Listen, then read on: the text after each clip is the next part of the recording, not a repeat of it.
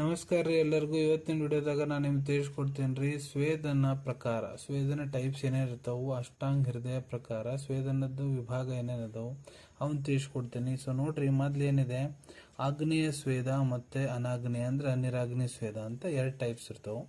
ಮತ್ತು ಆಗ್ನೇಯ ಸ್ವೇದದಾಗ ತಾಪ್ ಸ್ವೇದ, ಉಪನಾಹ ಸ್ವೇದ, ಉಷ್ಣ ಸ್ವೇದ, ದ್ರವ ಸ್ವೇದ.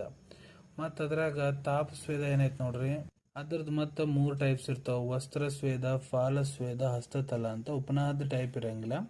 ಉಷ್ಮ ಸ್ವೇದ ಏನಿದೆ ಅದರದ್ದು ಉತ್ಕಾರಿಕ, ಲೋಷ್ಟ, ಕಪಾಲ, ಉಪಲ, ಪಂಸು, ಪತ್ರಭಂಗ, ಧಾನ್ಯ, ಕರೀಶ, ಸಿಕತ, ತುಷ, ಇದಕ್ಕೆ ಟೈಪ್ಸ್ ಇರ್ತಾವ. ಮತ್ತು ದ್ರವ ಸ್ವೇದ ಏನೈತೆ ನೋಡ್ರಿ, ಅದ್ರದ್ದು ಪರಿಷೇಕ, ಅವಗ ಅಂತ ಎರಡು ಟೈಪ್ಸ್ ಇರ್ತಾವ.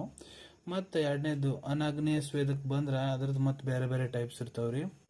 ಯಾವಪ್ಪ ಅಂದ್ರೆ ನಿವಾತ ಗ್ರಹ, ಆಯಾಸ, ಗುರುಪ್ರಾವರಣ, ಭಯ, ಉಪನಾಹ, ಆಹವ, ಕ್ರೋಧ, ಭುರಿಪಾನ, ಶುಧ, ಆತಪ, ಇವಕ್ಕೆಲ್ಲ ಅನಾಗ್ನೇಯ ಸ್ವೇದ ಅಂತ ಕರೀತಾರೆ. ಸೊ ಆಗ್ನೇಯ ಸ್ವೇದ ಅಂದ್ರೆ ನೋಡ್ರಿ, ಅಗ್ನಿ ಸಂಪರ್ಕ ಬಂದಾಗ ಸ್ವೇದನ ಏನು ಕರ್ಮ ಮಾಡ್ತೀವಿ ಅದಕ್ಕೆ ಆಗ್ನೇಯ ಸ್ವೇದ ಅಂತಾರ.